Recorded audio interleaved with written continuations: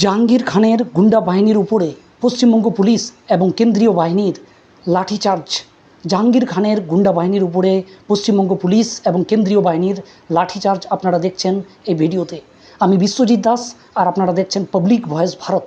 দেখেন দর্শক, জাহাঙ্গীর খান আপনারা তো নাম শুনিয়েছেন যে জাহাঙ্গীর খানকে 2 দিন আগে তাকে হাফ প্যান্ট এবং টি শার্ট আর তার সাথে কোমরে দড়ি পুড়িয়ে ফলতার রাস্তায় ঘোরানো হয়েছিল।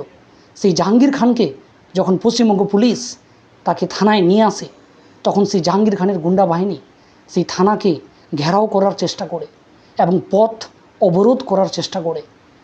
ঠিক সেই সময়ে পশ্চিমবঙ্গ পুলিশ এবং কেন্দ্রীয় বাহিনী অ্যাকশন নেয়। তারা অ্যাকশন মুডে আসার পরে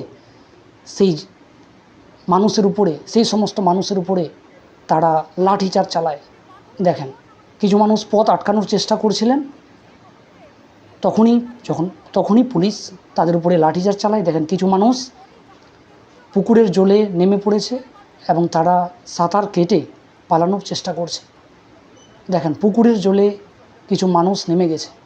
কেন্দ্রীয় বাহিনীর লাঠিচার্জে এতটাই তারা আঘাত পেয়েছে যে তারা পুকুরের জলে নেমে পড়েছেন।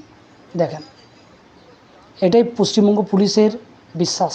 দেখেন দর্শক, এই ভিডিওটি দেখলে আপনাদের মনে হয় হাসিও পাবে। দেখেন, যদি ভিডিওটি ভালো লেগে থাকে দর্শক, তাহলে আমাকে ফলো করবেন। ধন্যবাদ।